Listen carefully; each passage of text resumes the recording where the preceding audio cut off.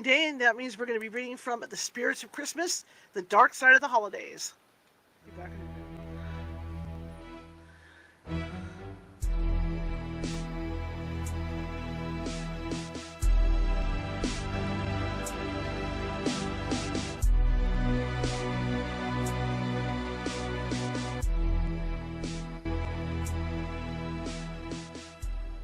Grab your popcorn and snacks. Find a comfy spot, take a seat or lie down, and let me transport you to a place of fantasy, ghost stories, ancient legends, odd creatures, alien encounters, and other magical topics. You may even decide to join the conversation. From faraway lands to your own backyard, with a small dash of pixie dust, turn out the lights and open your minds. The journey is about to begin. Good evening, everybody. Happy Sunday. I hope everybody's had a great weekend. I know I've had a good weekend. I'm still tired, though, but I had a great weekend. Other than that, I got lots of paperwork to fill out for tomorrow. Got an early day. I don't know what possessed me to set up my medical appointment for 8 a.m. I must have been smoking something. I don't know. Just in one of those moods. How's everybody doing today? Everybody good? Okay. Just making sure. Let me make an adjustment over here on TikTok, and we'll get rolling. Hang on. Let me make sure we're on the right settings. Yeah. All right. I don't think I flipped this usually. I'm just realizing how much I flipped it. Okay. Well, my name is Charlotte. I'm going to be your host for the next hour. I'm also the owner of the California Haunts Paranormal Investigation Team, Sacramento, California. We are 45 strong up and down the state, which means if you think you have a paranormal need, we can help you. It might take us a while to get to you, but we can definitely help you. Okay? Yeah, this is my other job, you guys. This is my other job. Normally, on the evenings, I do tarot card readings, except Sundays. So that's why people at TikTok are looking at me like I'm crazy. So I do have a gift goal over on TikTok, and that is for 10 rock stars. If you guys can do that for me, that would be great. No one's required to gift, however. If you do decide to gift, please do me a favor. If you don't, please do me a favor and just like, share, and follow. Okay, that's all I ask. But if you do decide to gift, just know that it does not go to me. It goes to my paranormal team. Just like that thing rolling down there. That's at the bottom of this thing, right over here, for you other guys. Just know that it goes to my paranormal team, and it's for their expenses and not mine. I'm here volunteering my time. Okay? Do double tap that screen. We'll try to get as many likes as we can today. I don't know if we're going to finish this book yet. We're getting really close to the end. This is our holiday book that we read. It's gone on pretty long, and it's got some interesting stories, so we're going to have a lot of Christmas hauntings and ghost stories still to go here. But, yeah, so just stick with me. We've got an hour, like my intro says, for the people that hear my intro. Put your fuzzies on, grab some hot cocoa, turn down the lights, and let's get spooked. So again, I'll read for about an hour, and then we'll call it a day, okay? Here we go. And this is my smaller tablet. I have a nice 10-inch tablet. But this one came through on Kindle, so it's on this tablet. So here we go. This section is called Christmas Hauntings. All right? So Billy and Linda Miklos and their children, Billy Jr. and Nicole, live in a gorgeous 18th century farmhouse in Allentown, Pennsylvania. They moved into the house in 1977 and discovered, almost immediately, that they were sharing their new home with more than one ghost. For several nights after they moved in, Linda and Billy were kept awake by the thundering hoofbeats of a horse that galloped in circles around the house. The galloping was so energetic that the couple could hear the horse's hooves kicking up gravel, but there was no gravel and there was no horse. The house is set in the deep woods, with only soft forest stuff around it. Soon after that, Linda began to hear children's voices calling, "Mommy, Mommy." Billy Jr. spoke of seeing a small girl walking close to Linda. Unnerved, but also intrigued, Linda did some research into the house. She traced its history all the way back to the first settler, George Schubert, a soldier in the Revolutionary War. Schubert had built a cabin on the property. The cabin later burned to the ground. Then Schubert built the farmhouse that now stands on the property. Shortly after the house was built, 5 of the Schubert children died of smallpox within a week. With such tragedy in his past, it's no wonder the house is a magnet for spirit energy. Linda started a diary to keep track of all the paranormal events in the house. She discovered that much of the activity happens in April and around Christmas. On Christmas Eve, 1981, 8-year-old Billy Jr. and his sister Nicole were sleeping in Billy's room while with the door open. Nicole was restless and kept waking up. Suddenly, she shook Billy awake and pointed to the door. A glowing figure stood beside the door to their parents' room. As they watched it, it vanished. During another Christmas season, the Miklases invited a friend of theirs, Larry, to stay with them for the holiday. Larry was a Vietnam vet who had just gone through the breakup of his marriage. The Miklases had cut their tree and carried it home a couple of days before Christmas, and Linda felt that Larry would welcome an invitation to help decorate the tree. The weather was unseasonably warm, but Linda felt that a fire in the fireplace would add to the festive air. Larry decorated the tree while Billy carried in some wood and got the fire going. Linda brought in snacks for the men as they worked. When the men were finished, they all sat down to relax and to enjoy the crackling fire and the colorful tree. Someone, though, didn't seem to appreciate Larry's decorating efforts. The tree started shaking violently, and all the ornaments fell off and rolled across the floor. Billy stood up, about to give the cat holy hell for jumping on the tree, but the cat was nowhere in the room. Then the room turned icy cold. Knowing that a severe drop in temperature can sometimes announce a ghostly manifestation, Billy decided to try an experiment. Linda had arranged colored balls in a sleigh as a decoration for the mantelpiece. Billy spoke to the empty air. Listen, if anybody is really here, knock the balls out of the sleigh. 10 minutes later, a ball rose from the sleigh and dropped with a click onto the mantel. There was a small building on the property that had been the groom's quarters when the land was a horse farm. Larry had lived in the building for a while, but had moved out. He later unalived himself. Billy had lit a kerosene heater in the building to keep the pipes from freezing. On December 23, 1983, Billy was deathly sick, far too sick to get out of bed. By Christmas Day, he was feeling better. The first thing he did was go to the outbuilding to check on the kerosene heater, which would run only 24 hours on one tank. That should have been bone dry and out, he said. But when he got to the building to check the heater, it was full of fuel. Billy couldn't explain how the heater got filled, but he suspects maybe Larry returned to do his friend a favor. During another Christmas, the Miklases had a relative from Ohio come to visit. Sometime between 1:30 and 2 a.m., Angie came suddenly awake.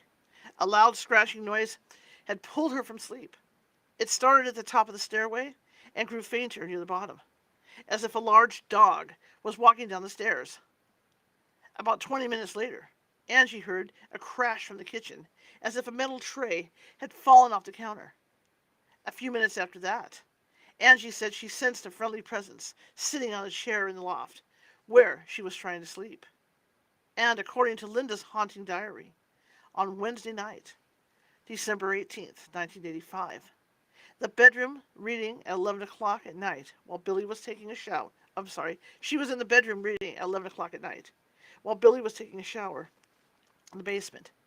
As Linda read, she heard piano music filling the house. Billy barged into the bedroom, his face half covered with shaving lotion. Tell me you were just playing the piano, Linda, he begged. She shook her head. That was the one and only time the piano played a phantom tune. It never happened again.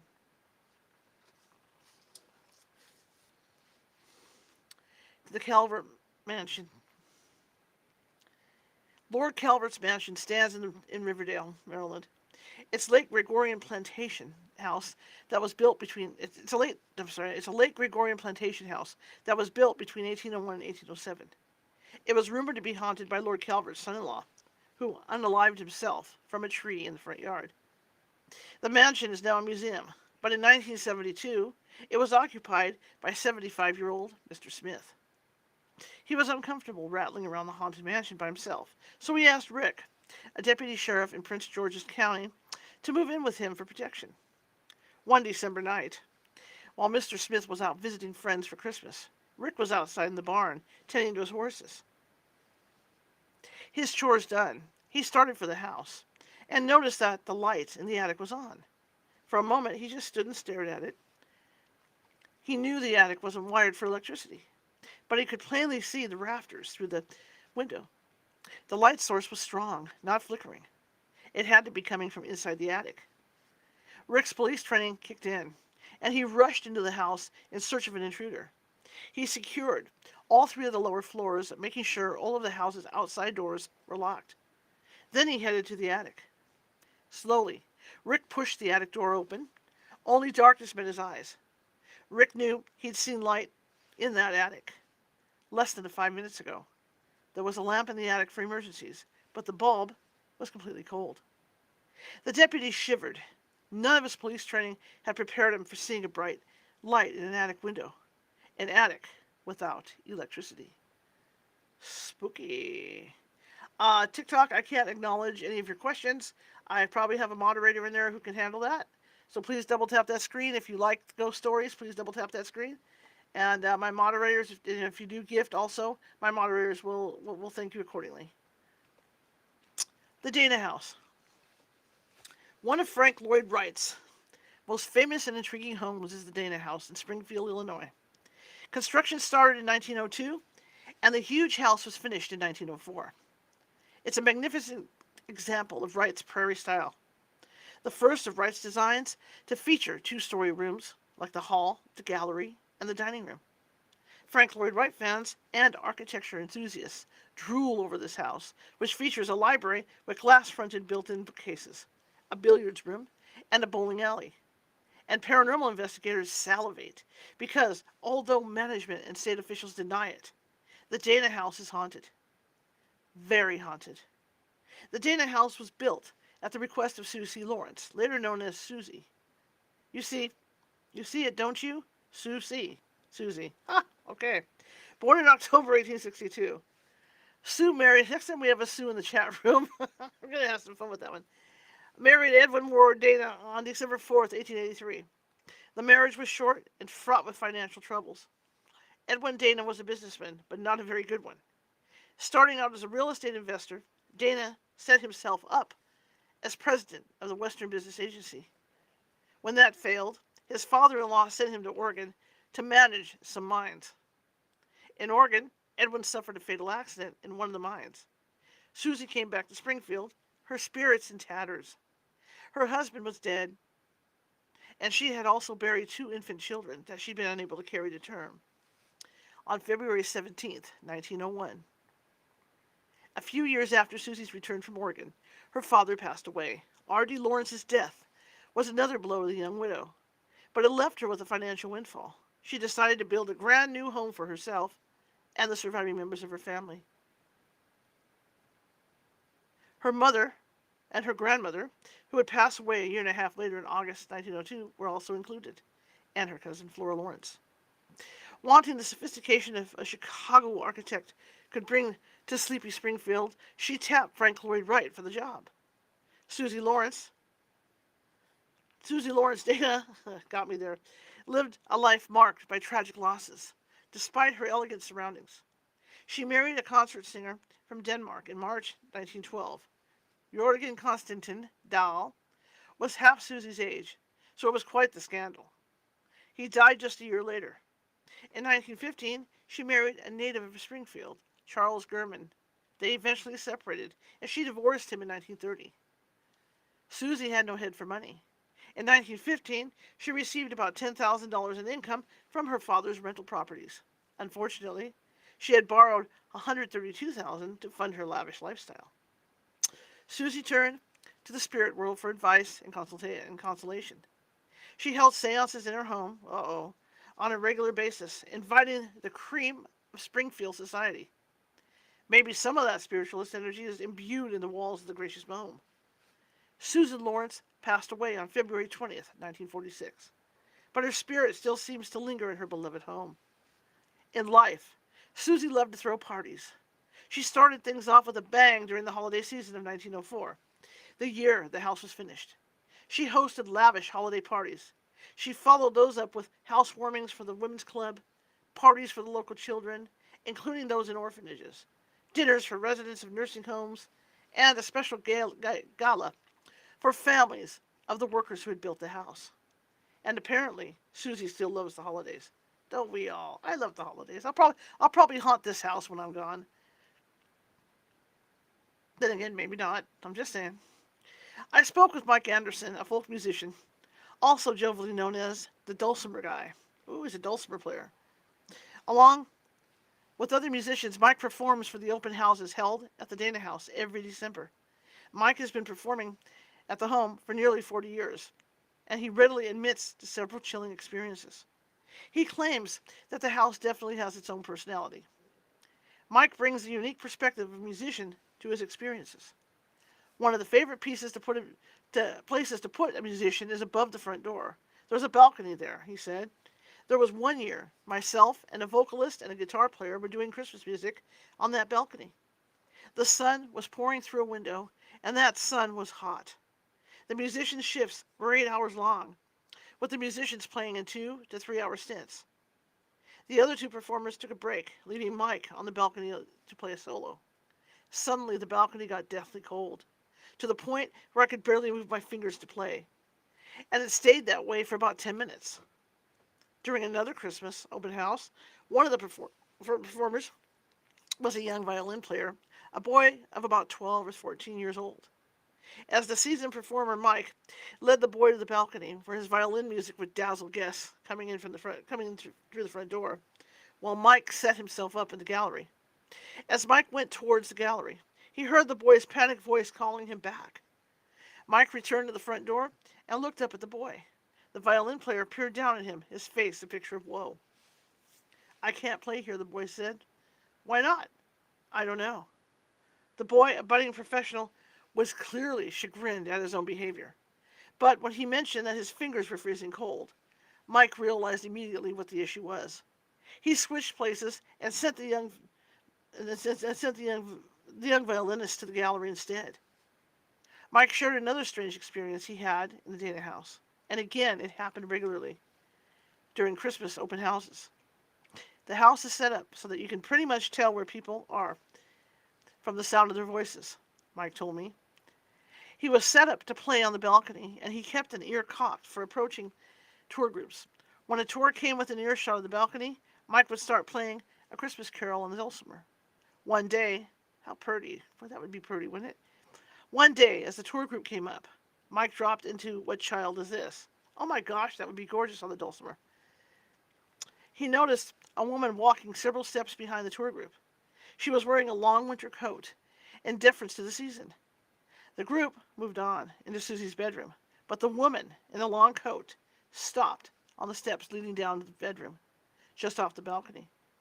From the corner of his eye, Mike saw the group go into the room, while the woman hung back. Mike turned to say to her, "You need to catch up with your group." But the woman was gone. This happened several times, and each time Mike had just launched into "What Child Is This?" on the balcony. It got to where I could almost make her appear just by playing that particular carol, Mike told me.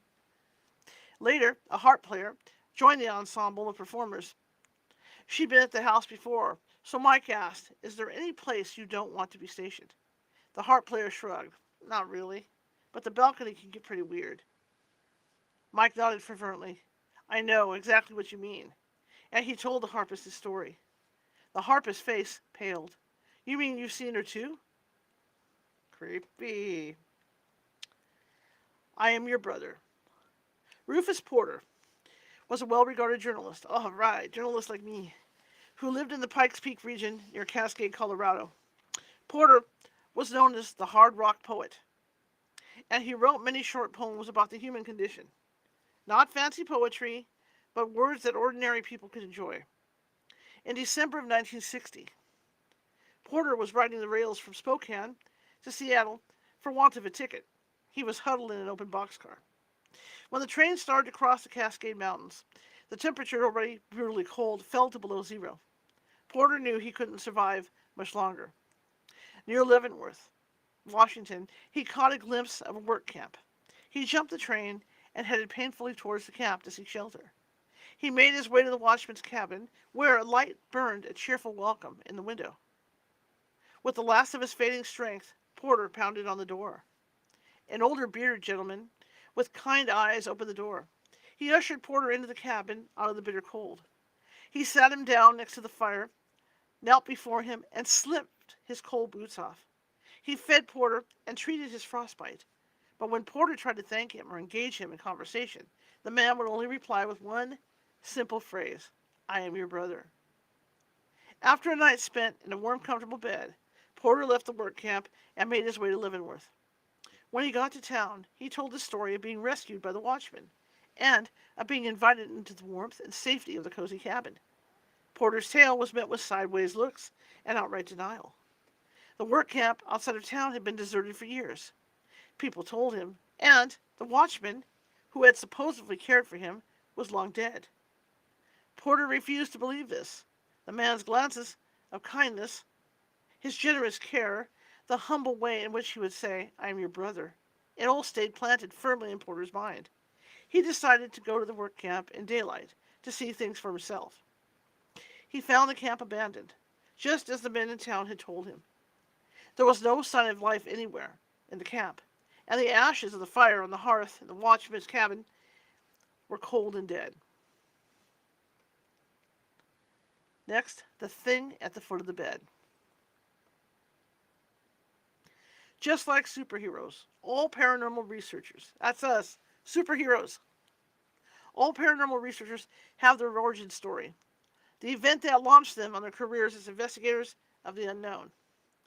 Author Stephen Lancaster came to his first supernatural experience earlier than most. He was just 10 years old when he was attacked by an invisible entity in his bed. Lancaster remembers the date vividly. It was December 14th, 1987, and he was living in a small town in western Maryland with his parents and younger brother. The family had moved in several months before. Stephen recalls that particular Christmas was to be their first in the new house. As the older kid, his little brother was just 5. Stephen felt perfectly justified in claiming the top bed of the bunk bed set when the family moved in. The boys' bedroom was chilly at night. The house was heated by a coal furnace, and its warmth struggled to reach the second floor.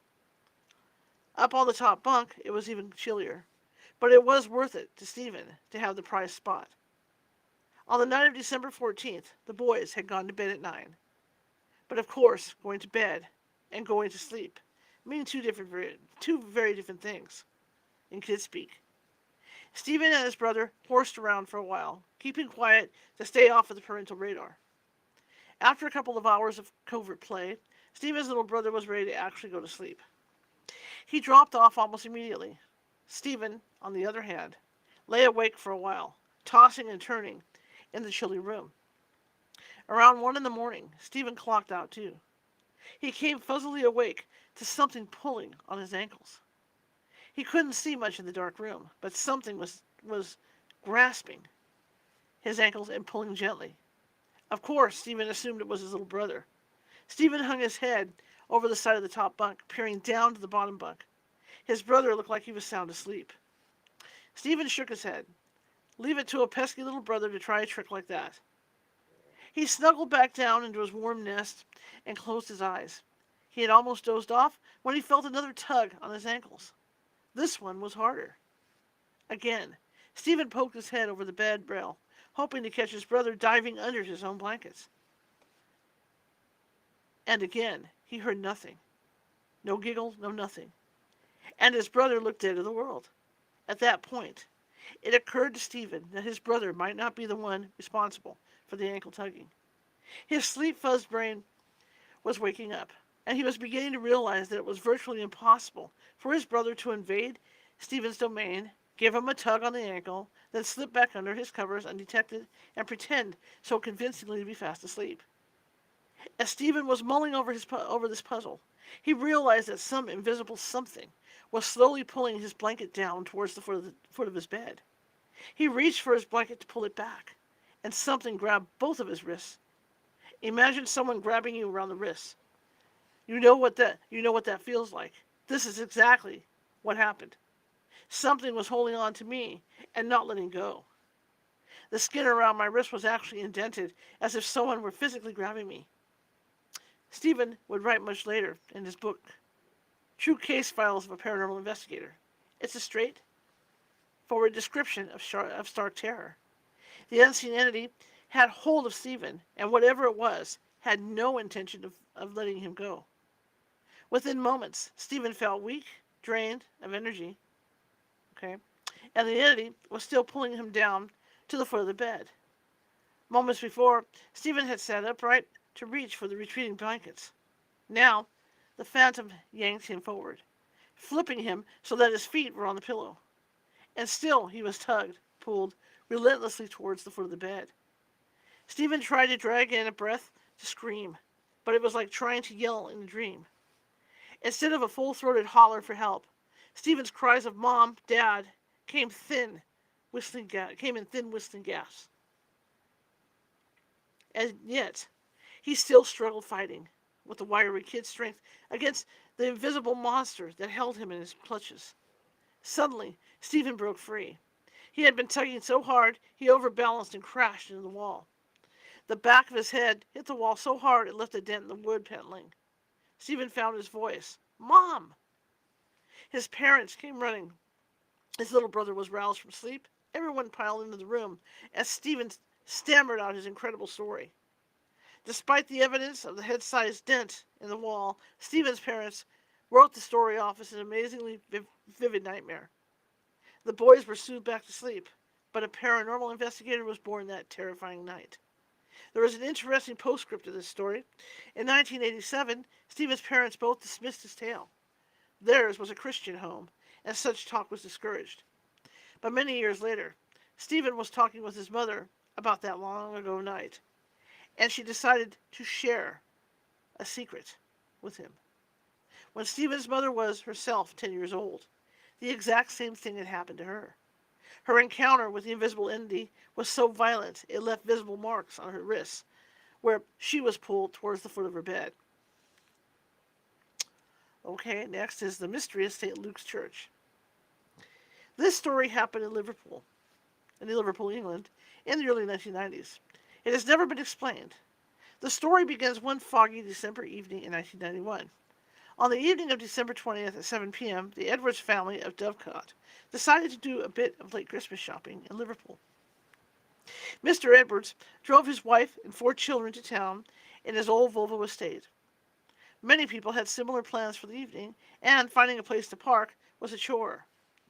Mr. Edwards trolled the streets looking for a parking spot, while his daughter and 3 sons, too, excited to fuss, watched the spectacular Christmas decorations slide by the car windows.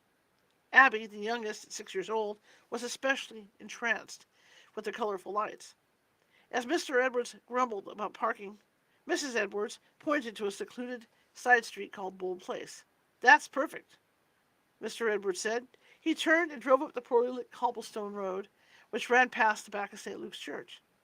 As soon as the car was parked, the kids jumped out of the vehicle, bubbling with excitement. Meanwhile, an icy fog began to roll down the street. The family was about to start off for the shops when Mr. Edwards suddenly stopped short and glanced around the short street. "Where's Abby?"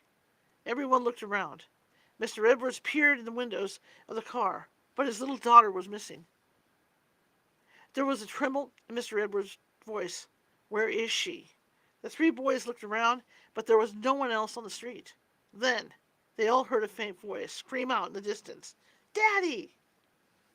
The voice sounded like Abby's. It seemed to come from the end of the lane, where Bull Place met Roscoe Street. The Edwards family rushed up the cobbled road, with Mr. Edwards leading the way. Abby, he shouted. "Where are you?" The gates at the back of St. Luke's were open, and Mr. Edwards figured that Abby had wandered through the gate and onto the grounds of the old church. He hurried into the churchyard, followed closely by their sons, and again they heard Abby call out for her daddy. But the little girl was nowhere to be found, and the fog was getting thicker by the minute. Mr. Edwards didn't want to say this in front of his family, but he was beginning to wonder if some stranger had grabbed Abby and taken her into the ruins of the old church. He handed his wife the car keys and told her to get a flashlight from the vehicle. When Mrs. Edwards came back, Mr. Edwards climbed up onto the ledge of the church window and shone the light into the deserted church. The interior was in ruins, with nothing but rubble scattered around. Mr. Edwards knew that the Church of St. Luke had been gutted by a bomb in World War II during the Blitz. Only the shell of the building had survived. The church had been left in that condition as a reminder of the horrors of war. Even though it was in ruins, though, Mr. Edwards couldn't shake the thought that Abby's voice had been calling for help from the inside of the church. As he clambered down from the window ledge, Mr. Edwards said, "Listen." The faint, eerie sounds of organ music drifted through the open window. The family went to the police station and told the desk sergeant about their lost child. The sergeant alerted all the patrol cars in the area and told the officers in the city center to be on the lookout for the young girl. The family then rushed back to Bull Place to keep looking for Abby. They searched the grounds of St. Luke's once again and found nothing. They were about to go to the car to warm up when something happened that continues to puzzle the Edwards family to this day. A tall man, wearing a top hat and a long black coat, came out of the grounds of St. Luke's, and walking with him, holding his hand, was little Abby. When Abby saw her parents, she ran to them and started to cry as her father picked her up. The sinister man in black looked like something out of the Victorian age. He had long bushy sideburns, a pallid face, and staring ink black eyes. He stood outside the gates of the churchyard and said in a low, creepy voice, "Please accept my sincere apology for any distress caused." Then he turned and walked slowly back towards the rear of the church. A police patrol car came tearing down the road, and Mr. Edwards told the officers about the stranger, who had just returned his daughter. 3 police officers bolted from their car and rushed into the church, but the police found no one. The church was empty. More police came. The grounds were searched with powerful flashlights, but the place was deserted. Some of the officers also heard the faint sounds of organ music, but they never could find where the mysterious music was coming from. One of the policemen asked Abby where she had been, and that's when things got really weird. Abby said that an old woman in a shawl had grabbed her and dragged her into the church, where a mass was being held. There were many people dressed in old-fashioned clothes. The women wore big hats, and the men were all dressed in black. Abby had screamed for her father, but the old woman had put her hand over the girl's mouth to keep her quiet. Some time later, a tall man had come into the church and pulled Abby from the woman's clutches. He had been the man who had taken Abby back to her parents. The intrigued policeman continued to interrogate the little girl, and he asked her if the man had spoken to her about what had happened. Abby shook her head. Then the man said he had been a long time dead. That's all. A cold shudder ran up everyone's spine when they heard Abby's reply. Since that strange incident, the Edwards family has refused to go anywhere near St. Luke's, especially during the Christmas season. The Gutenberg poltergeist. Kind of funny that the name Gutenberg would come up, because when we finish this book, we're going to be reading books from the Gutenberg Project.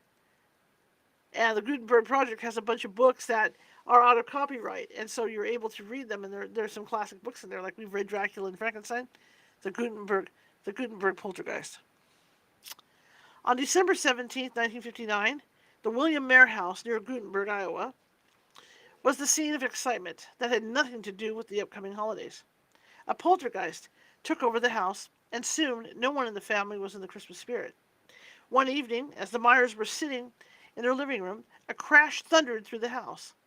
The couple raced into the kitchen, where the source of the bang was immediately apparent. They found the refrigerator tipped over. As they watched, horror struck as a flower stand flew across the room and exploded against the stove. Movement near a basket of eggs on the windowsill caught their eye next. One egg lifted out of the basket, floated across the room, and smashed itself on the kitchen door. The Meyers were dumbfounded. Mrs. Meyer was terrified. The inexplicable was in their home. In their kitchen, the heart of the home, yeah. What on earth was going on? The Myerses hadn't had supper yet, but Mrs. Meyer was far too upset to cook in that kitchen. The couple went out to eat instead. Out of the house, among the chatter of the other diners, the Myers could almost forget the high strangeness of earlier. Mrs. Meyer felt herself relaxing. Surely there was some rational explanation for what had just happened. When they got home, the Myers got ready for bed. It had been a sorely trying evening, and all they wanted to do was go to sleep and try to forget the destruction in the kitchen. Mrs. Meyer got a glass of water and put it on the nightstand. Then she got into bed and reached for a book. A little light reading would relax her. There would be no relaxing reading that night. The glass rose from the nightstand and hovered over Mrs. Meyer's head as her husband watched in horror. Then the glass was squeezed in a powerful invisible hand. It exploded, drenching her with water and shards of glass. Mrs. Meyer screamed. Her husband, Bill, just as terrified, insisted they move to the guest room. Mrs. Meyer dried herself off, and they moved to the other bedroom. They scooted under the covers like frightened children. Before Bill could even turn off the light, Mrs. Meyer shrieked again. Little black specks were appearing on the blanket. The Myers looked up, mystified. Soot was falling on them from the ceiling, appearing out of nowhere to shower the bed with black grit. In the morning, Bill called the sheriff, who came out to the house to investigate. He was called away in the middle of a search, but he promised to come back. When the sheriff did come back, several hours later, the Myers met him on the front lawn. They'd been spooked yet again. The sheriff hadn't witnessed any activity during his walk through the house, but after he left, several chairs had skidded across the floor. Even stranger, every single window in the house had cracked, but the Myers hadn't heard any sounds of breaking glass. This was the most excitement Clayton County, Iowa, had seen in decades. People from Gutenberg and other towns started to show up unannounced at the Myers' home, searching for ghosts. One of these visitors was a Mississippi River towboat captain who came with some friends to investigate the strange tales. He admitted to the Myers that he didn't believe in ghosts. Mrs. Myers, a gracious hostess, despite her supernatural troubles, offered the men the use of the guest room for the night. The captain turned in, while his friends stayed in the kitchen with the Myers, drinking coffee and getting better acquainted. A ruckus in the bedroom brought the group running. The befuddled captain was still lying on the mattress. The mattress, however, was on the floor, 8 feet away from the bed frame. After a few months of poltergeist activity, Bill Meyer and his wife had had quite enough. They moved away, leaving the house empty. Curiosity seekers and amateur ghost hunters made the abandoned house their haunt for a while. The Myers eventually sold the house to their former neighbors, the Finnegans. To combat the vandals that had started using the house as a playground, Wallace Finnegan turned the house into a barn. Now, filled with hay instead of ghosts, the house lost much of its spooky appeal. The vandals finally left it alone. Okay. The Tickling Terror. Bill Plummer snuggled the covers up under his chin. He was finding it hard to fall asleep on that December night in 1939. He sighed, then turned over. Suddenly he jerked. It felt like his wife Gert was tickling his feet. Startled, he yelled out, "Hey, knock it off!" A sleepy mumble met his ears. Billy looked over at Gert, who was just waking up out of a sound sleep. Then her eyes widened, and she twitched away from him.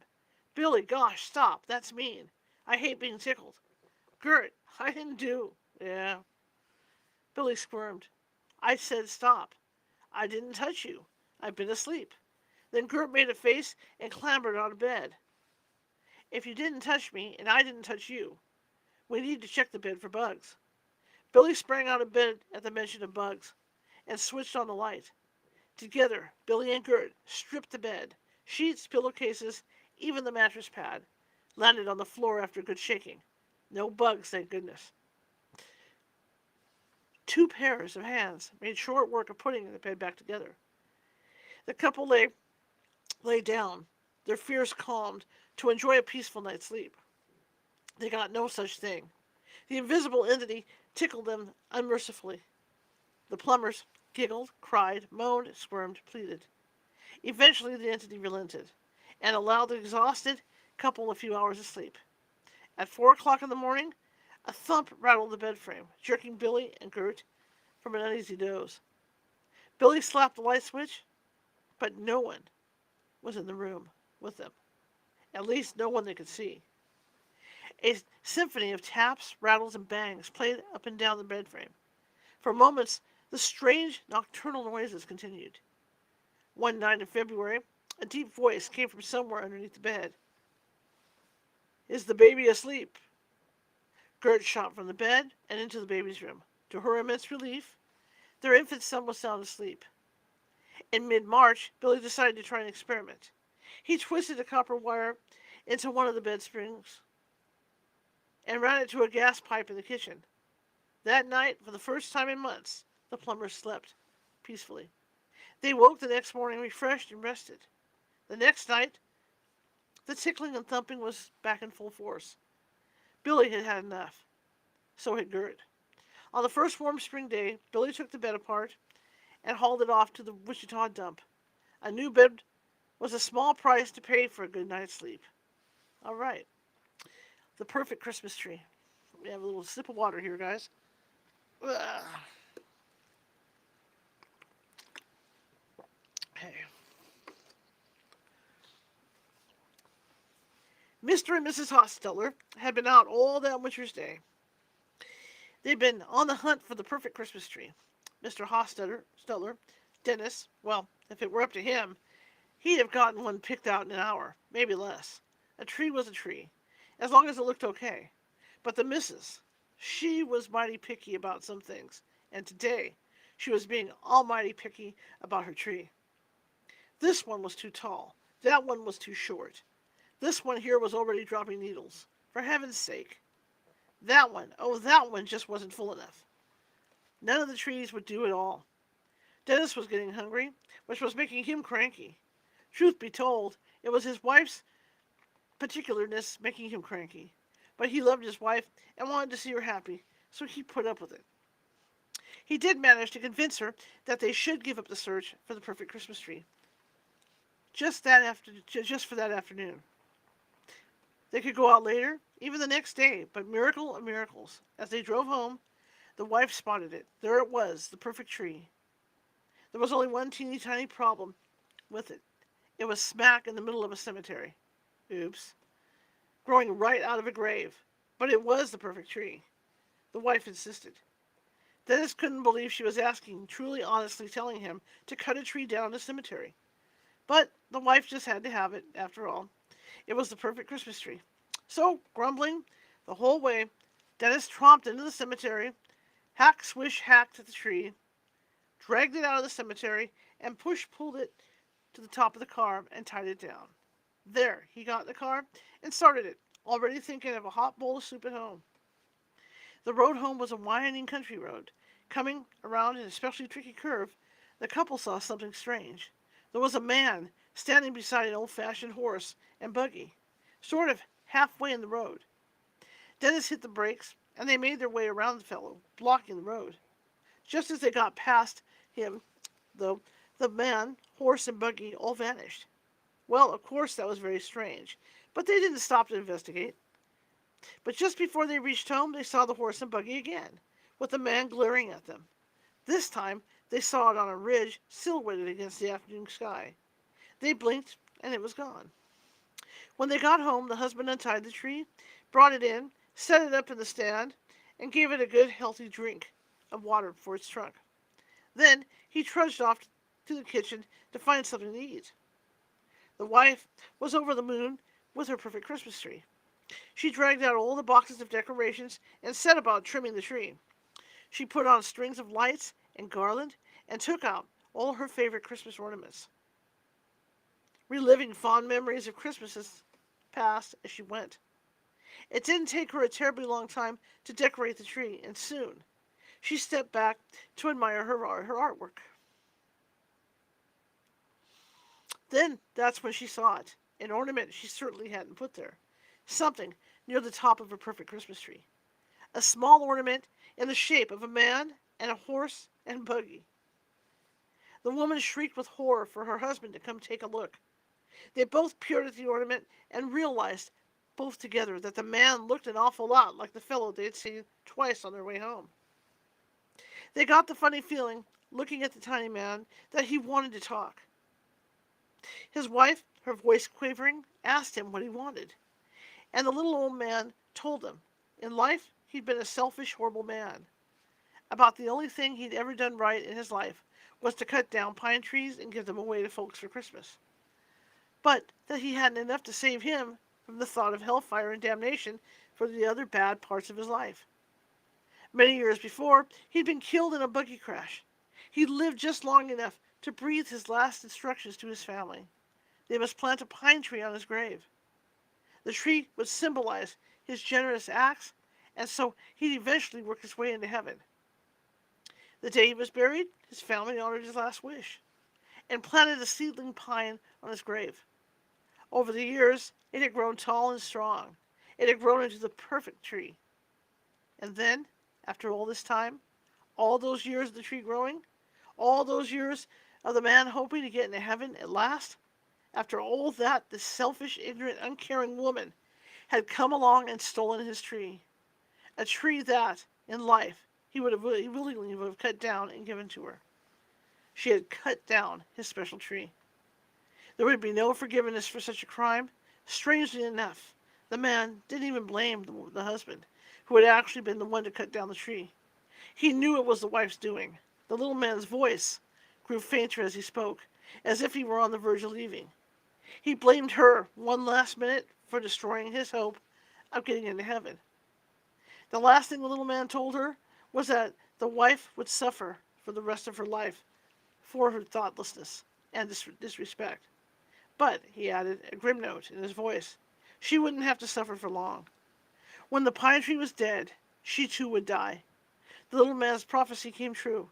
Despite their best efforts to keep the tree alive, it died. And a month to the day after the tree was cut, so did the wife. See? Don't cut Christmas trees in a cemetery, kids. Not good for your health. A rose for her hair. In September 1908, the Harrell family moved into a big 3-story mansion in Norfolk, Virginia. Son Eddie, an only child, was given the bedroom on the 3rd floor at the front of the house. But as he was away at a private school, he didn't use the room right away. Another 3rd-floor room, the one down the hallway from Eddie's, was assigned to the family's 2 servants to share. But very soon after they moved in, both servants came to Mrs. Harrell and asked to be moved to a different room. Something felt wrong in that room, they said. Strange noises, unintelligible conversations, just below a whisper, furniture moving by itself. Mrs. Harrell told the servants they were just being foolish. But being a kind and considerate employer, she soon relented and let them move out of the haunted room. They had no problems in their new quarters. Eddie Harrell came home from his holiday break a week before Christmas. He settled into his room and slept there peacefully until New Year's Eve.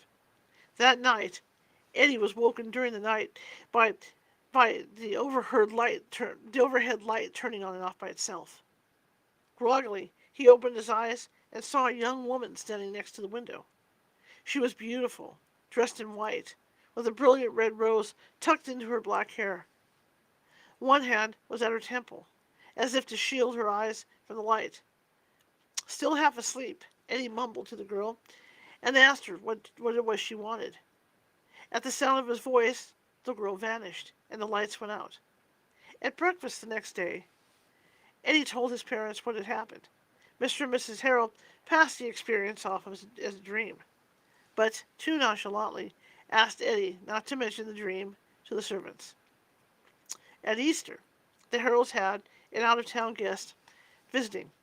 While sitting at breakfast, the friend happened to glance out into the hallway and saw a young lady in white pass by the open hall door and go up the stairs. The friend was able to describe the lady quite clearly. She was wearing a white dress made of lace with caplet sleeves and a train, and she wore a single red rose in her shining black hair. Later that night, Eddie saw the ghost for a second time. This time, he managed to ask the young lady who she was and what she wanted. The spirit again vanished. But at that time, but at that same instant, he heard a woman's voice urge, "Wait." After that, the apparition was only seen at the Christmas holidays. The last time anyone saw the pretty ghost was during Eddie's senior year. Family was visiting for the holidays, and Eddie's cousin was supposed to sleep in the servants' old room. But during the holiday party, the men of the family had used it as their smoking room, so Mrs. Harrell decided to put the cousin in Eddie's bedroom instead. Eddie agreed to sleep in the room the servants so feared. The Harrells decided not to tell the cousin about the ghost in Eddie's room, hoping she'd sleep soundly. Eddie, as agreed, went to sleep in the servants' old room down the hall. He fell asleep without incident, but once again he was woken up in the middle of the night by the overhead lights coming on. And once again he saw the young woman in the white lace standing by the window. This time her hands were over her face. Eddie quietly got out of bed, but as soon as his feet hit the floor, the spirit was gone. After yet another visit from the beautiful young ghost, Eddie couldn't sleep. He sat up in a chair and read for a while. He nodded off over the book and slept through the rest of the night in the chair. At breakfast, the cousin told the Harrells about the strange vision she'd had the night before. She woke up to find her overhead light on. She could see through the walls that separated her room from the one Eddie was using. You were in your nightshirt, and you were sitting in a chair with a book in your hands. There was a woman in white standing behind you, as if she was reading over your shoulder. The cousin described the woman exactly the way the Easter guest had done years before. The rose fell out of her hair, the cousin added. It was lying on the floor by the chair, and then the whole scene vanished. After breakfast, Eddie and his father snuck upstairs to the room where Eddie had spent the night. On the floor, next to the chair, was a fresh-cut red rose. Shortly after this, Mr. Harrell passed away unexpectedly, and the family moved out of the house. Eddie never found out who the young lady was, or why she had appeared to him. But he kept the rose in a bell jar. He wrote that half a century later, the stem and the leaves had withered, but the blossom looked as fresh as if it had been cut in that day, instead of being dropped by a ghost 50 years ago. He never removed the glass cover, or even thought of touching the rose's satiny petals for fear it would crumble into dust. Next one, Eternal Love.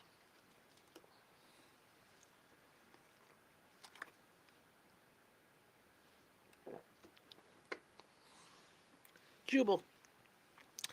Jubal Reeves was a mountain man, and he had a mountain-sized heart, too. He was the friendliest, kindest man of anyone in those hills and hollers.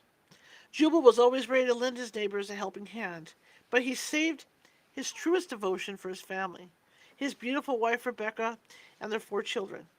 The little ones ranged from 10 years old down to 3-year-old baby, down to the 3-year-old baby. There were 2 girls, Hannah and Sarah, and 2 boys, Laban and David. Jubal doted on his children and their mother. He was constantly doing little things to show his affection for them. He dug flower beds for Rebecca around their cabin and filled them with the colors of nature and picked bouquets for her every time a new blossom opened. He carved little toys for the children from small chunks of wood, smoothing the splinters and rough edges carefully mindful of tender little hands. He hung swings in the trees so the children would have a lovely place to play. Whenever he made the trek down to the general store for supplies, he made sure to pick something up for his family. Penny candy for the children, and a bolt of cloth for Rebecca. She was an excellent seamstress, and took pride in keeping her growing family well clothed. And when they attended Sunday services in their small mountain church, Jubal would sit, eyes closed, a smile on his face, as he listened to Rebecca lift her voice in her worshipful song, as if he were hearing angels sing. Jubal and Rebecca had been married for about 12 years when tragedy came to the family. During an exceptionally cold winter, influenza struck the mountain community. Jubal and Rebecca nursed the other families until the evening they came home and found their own children sick. Little David, the baby of the family, passed away before the morning the next day. Rebecca fell ill at about the same time. They lost David. 10-year-old Hannah passed next. Rebecca lived long enough to know that Hannah had died before she herself passed away. Left without his partner and soulmate, Jubal tried to keep 6-year-old Sarah and 8-year-old Laban alive, but the strain of grief and loss was too much for him, and he took sick as well. By the time the doctor came, Sarah and Laban were gone, and Jubal was delirious with fever. Jubal lay in a coma for a week before his fever broke. During that time, his neighbors did what folks back then did for each other. They took care of the laying out and the burying of his beloved ones. But Jubal was far too sick to say his final goodbyes. It was another few days before he was well enough to open his eyes and ask about Rebecca and the children. As gently as they could, the neighbors broke the shattering news.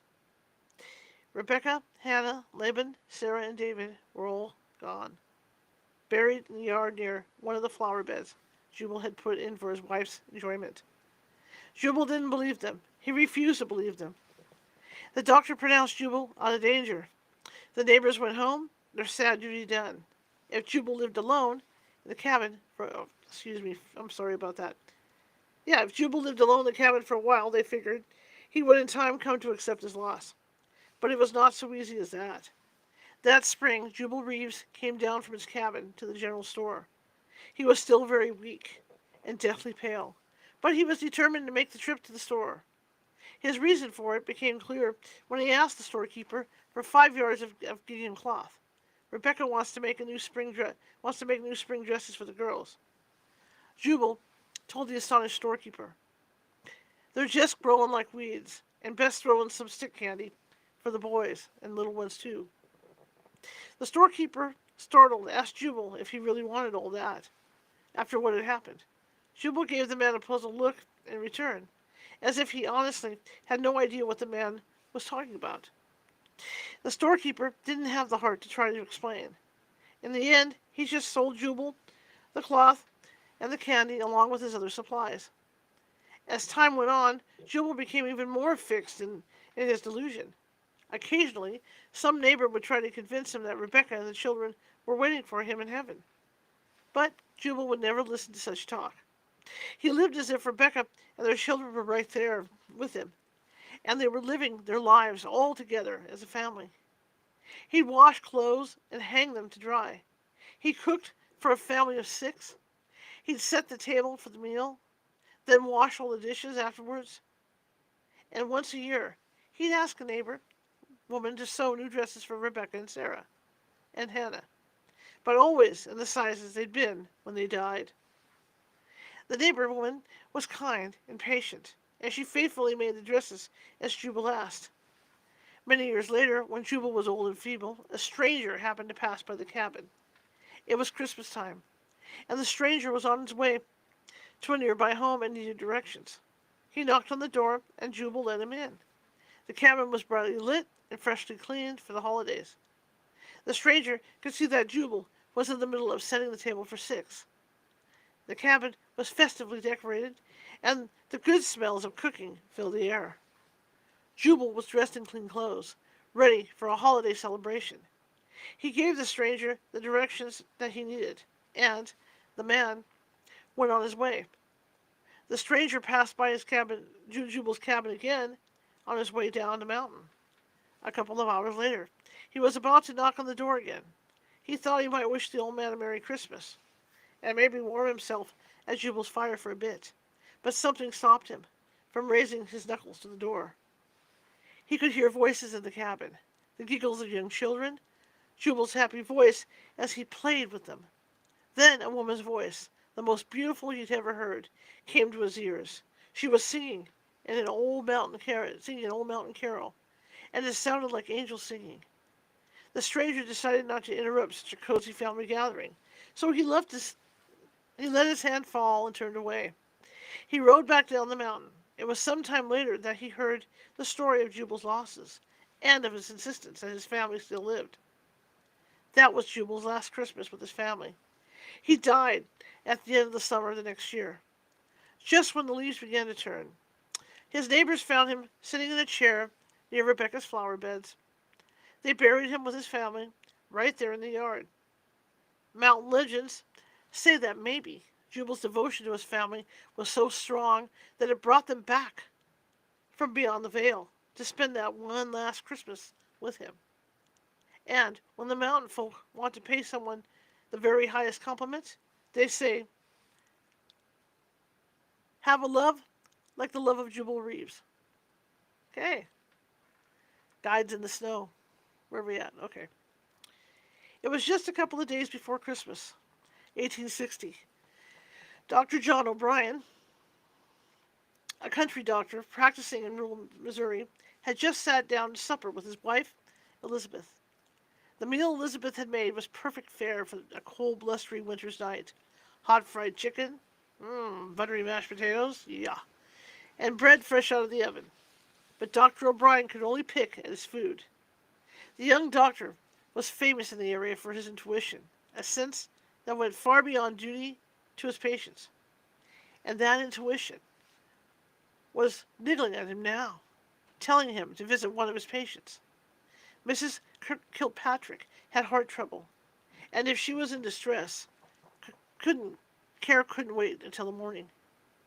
O'Brien set his fork down and explained to Elizabeth that he had to go see his patient. Elizabeth nodded her understanding, but cast a worried glance at the snow spinning against the window. O'Brien dressed warmly for the ride, but even so, the blizzard's winds swirled fiercely around him, cold fingers sinking away into his heavy overcoat and under his thick woolen scarf. He made his way to the stable and hitched his sturdy horse to the buggy. The howling winds and driving snow hit him full force when he turned out of his lane and onto the road. O'Brien gripped the reins with his fur-lined gloves and urged the horse forward, praying that the beast could keep its footing on the slippery road. The familiar landmarks were buried under drifts of snow. O'Brien peered through the swirling flakes, trying to see the turn he had to take to get to the zigzag path to the Kirkpatrick's house. His sense of duty to his patient throbbed, but the storm raged fiercely around him. If he took the wrong road, he'd be wandering the countryside for hours in the cold and dark. Should he just give up and head home? Just then he heard a noise under the howl of the wind. It sounded like the barking of a dog, a big dog. No, not just one. There were two of them. Then, in the shallow pool of yellow light cast by his buggy lantern, O'Brien saw them. They were two big black dogs. God only knew what breed. One on each side of his horse. The horse snorted and stamped, but didn't bolt from the huge beast. The dogs barked again and bounded off through the snow, their shaggy black bodies easy to see as they moved through the white drifts. Oh, they must belong to some family around here, O'Brien thought, as he touched the horse into a fast walk. He didn't remember the Kilpatricks having big dogs like these, but maybe they were working animals, not allowed indoors. The dogs kept up their barking, looking back over their shoulders, almost as if they were making sure O'Brien was following. The doctor decided to trust his intuition once again, and he followed the big black dogs. The dogs waited patiently for the buggy to catch up, leading the horse down the winding road to Kilpatrick's home. O'Brien doubted he would have found the turnoff without the dog's help. Finally, a light glimmered in the distance, and the doctor allowed himself a sigh of relief. Moments later, he recognized the Kilpatrick's house. He parked his buggy in the shed with a pat for his faithful horse, and went up and knocked on the door. Mr. Kilpatrick opened the door. Dr. O'Brien, what on earth? The doctor shrugged out of his snow-crusted boots and overcoat. I had a feeling, that's all. How is Mrs. Kilpatrick? Not well, I'm afraid. That intuition of yours is sure a blessing. We owe you thanks for coming out on such a vicious night.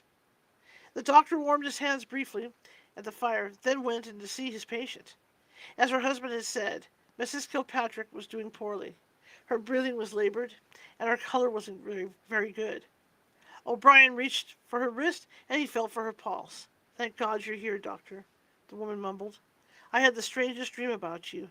Dreamed you were driving in a storm with two great big black beasts at your side." Her voice trailed off as O'Brien stared at her. Numbly, he noted her low, steady pulse. He turned to his bag and rummaged through it, looking for the packet of heart medicine. He mixed it in water and eased his patient up to drink it. Soon her breathing eased. Her pulse grew steady, and she drifted into sleep. It was then that O'Brien realized that he hadn't heard the dogs bark in some time. As he gratefully accepted a late meal from Mr. Kilpatrick, O'Brien asked him about his dogs. The man shrugged. He didn't own dogs like that, nor did anyone in the area. The doctor spent the night watching over his patient. The next morning, Christmas Eve, she was well out of danger. As O'Brien drove home, he kept a sharp watch for the big black dogs. He even whistled and shouted for them a few times. But they had vanished with the blizzard's winds. He never saw the dogs again. Okay, guys, well, that's it till next week. Again, I don't really know how much farther we have to go. I know we're coming to the end of the book, but we will continue next Sunday on this, and it might be a short Sunday. So what I'm going to go ahead and do this week, like I was talking with you guys, I'm going to go ahead and go over to Gutenberg tonight, and I'm going to pick 5 books over at Gutenberg. And I'm going to give you guys a choice which one you would like to hear. Okay? So just in case next Sunday, if the book does finish, we can just pop right into the Gutenberg book. All right? So that'll be your choices. I'll do it for both you guys over here, and we'll do it for you guys over TikTok, as far as the book. So I'll give you guys a choice, and I'll pull the book tonight. We'll see what we can do to give her. And then Friday afternoon, when Nancy Mats comes on, because I don't have any shows booked this week. I have a bunch of shows booked for the week after. But this coming week, there's no shows booked, except for Nancy. So on Friday afternoon, when Nancy does her show, I'll give you guys a choice on what books you guys would like to read, me to read, and you can pick and choose. And you guys over at TikTok, same thing. Okay? All right? So anyway, that'll do it for this week. I appreciate each and every one of you being here.